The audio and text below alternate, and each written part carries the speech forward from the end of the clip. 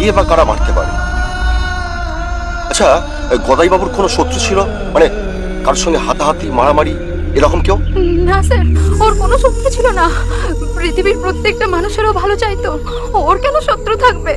তবে ইদানিং না একটু খিটখিটে হয়ে গিয়েছিল। কাজ বাজ না থাকলে যা হয়, বোঝেনি তো, পুরুষ মানুষের হাতে টাকা পয়সা না থাকলে শুধু বলতো আমি লোকের কাছে এত টাকা পাই আর আমার পরিবার খেতে পারবে না, এর একটা হেস্ত নেস্ত আমি করবই। আচ্ছা, কার কাছে টাকা পায় কিছু বলেছিল আপনাকে? না স্যার, জিজ্ঞাসা করলে শুধু বলতো মেয়ে মানুষ, তুমি বাড়ির মধ্যে থাকো, বাইরের ব্যাপারে তোমাকে নাক গলাতে হবে না, ওটা আমি সামলাবো। আচ্ছা, গদাই বাবু সেদিন বেরোনোর সময় আপনাদের কিছু বলে গিয়েছিল কি?